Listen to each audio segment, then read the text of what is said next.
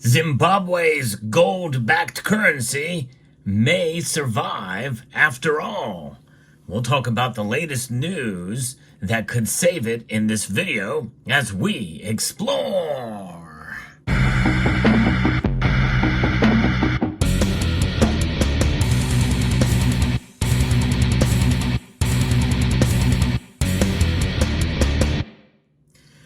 Zimbabwe has been having a hard time keeping their currency in line, their gold-backed currency, the first nation to do so since many nations went off the gold standard. So the first time in this century that we have seen a gold-backed currency, so it's big news. I reported on earlier how Zimbabwe was having a hard time with their gold-backed currency because they were competing with this. That's right, the dollar. And that was really bringing their currency down. But we know corruption also plays a big role, and no matter what, you also have to be able to account for the currency with the gold to back it up. In other words, I think for a gold-backed currency to really work, it should be able to be exchanged directly for gold coins, and they have issued gold coins in that country. So anyways, Bloomberg is reporting that Zimbabwe's ruling party has passed a resolution to adopt the bullion-backed ZiG currency as the country's sole legal tender and phase out the use of U.S. dollars. And really, that's probably what should have been done at the beginning, but I guess they wanted a transition period, and, it's tough. They want to keep their economy going, and if people lose faith in their currency, whether it's gold-backed or not, it makes it pretty much useless. So maybe that was their thinking there. The government is ordered to expedite efforts to de-dollarize the economy and promote the use of the ZiG as the country's sole currency, according to the resolution agreed at the ruling Zimbabwe African National Union Patriotic Front annual conference over this past weekend. No timeline was given for the change. But when you think about it, folks, this will have not a dramatic impact, but it will have an impact on the dollar's role as a reserve currency around the world. Because if Zimbabweans are prohibited from using the dollar, that means that weakens the dollar standing around the world, even though Zimbabwe is not known as being an economic superpower. But nonetheless, dollars are banned there. It's one more sort of a niche away from the dollar strength. The ZiG, which is short for Zimbabwe Gold, is the Southern African nation's sixth attempt in 15 years at replacing its main transacting currency. And by the way, one of those is this right here. This is the largest inflationary note that we have seen this century. This is the $100 trillion bill. This is, in fact, even for this millennia, this is the largest inflationary note, and this was issued up until January of 2009, from which this was replaced with the new Zimbabwe dollar. It was a reset. So I have these notes that I got from eBay back in 2008 or in 2009 when they were very, very cheap. I think I got 3 of these for $1 or something to that effect. Now they're worth, I can't think, a couple $100. But yeah, so it's crazy how things have changed, with all these currencies being reset. And this is their dollar, and it's still called the dollar these days. Under the nation's current laws, the U.S. currency will remain legal tender until 2030.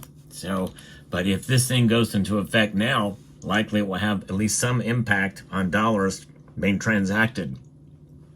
President Emerson Mnangagwa has previously suggested this timeline may be brought forward. In other words, maybe it's 2028 or 2027.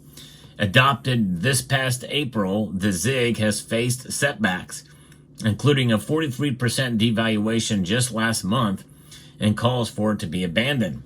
Since the September devaluation, public confidence in the ZiG has weakened and incentivized further dollarization in the economy, according to Oxford Economics. The International Monetary Fund also cautioned last week that the ZiG alone is unable to fix the nation's deeper economic issues. These include high inflation and the lack of public confidence in fiscal and monetary authorities. Public trust is absolutely invaluable when it comes to something like this, whether a currency is backed by gold or not. Gold does restrain them from inflating the currency, no question about it. But you have to have trust that it is actually backed by the gold that they say it is. And that is another, I think, problem with the Zimbabwean currency, as noted before in previous videos, is that they didn't actually have the ability to be able to cash it in for the gold. They just said that it was backed by it. And I think really you do kind of need that. Zimbabwe has produced gold coins first before they introduced the Zimbabwean currency. And those coins essentially were issued only in country, from the country. Ghana has now done that as well too. I reported on that recently as well. By the way, this channel is all about precious metal news and analysis. So if you enjoy what I do here and find it informative, I hope you will consider pressing that like button down below and subscribing to the channel. I post daily videos, and this is just one of those that talks about the latest news. It's exciting to see a nation at least make an attempt, even if they're essentially have their hand forced in that direction. And Ghana very well could follow suit. Ghana is one of the largest producers of gold in the world. I think they're the largest in Africa at the very least, but yes, indeed. So it's fascinating to see. And right now in Zimbabwe, they're having trouble. So we'll see how this pans out. And you know, inflation is certainly still a problem. If they're printing more dollars than the gold to back it, well, then it's almost like the gold is a moot point. And now the ZANU-PF, which has ruled Zimbabwe since it gained independence in 1980, often uses its resolutions to anchor government policies. It instructed the government to take robust measures to strengthen the purchasing power of the ZiG and entrench its usage. That's right. If you don't have a currency that's used, well, then it makes no difference. I think there should be a national currency or something of value that people can have faith in. And if you back up by gold, make sure it really is backed by gold and that people have access and for it to be proven. So yes, the ZiG traded at 28.37 per dollar on the official market earlier in the week and was quoted at rates between 40 and 50 per dollar on the parallel market, according to ZimPricecheck.com, a website that monitors both exchange rates. So it's fascinating indeed to see what's going on there in the market and with Zimbabwe's currency, following the news as it evolves. And this very well could save it. You think about it, because if people are forced to spend only these ZiG dollars, they probably might be inclined to start sooner rather than later, knowing that it's going to sunset in just a few short years.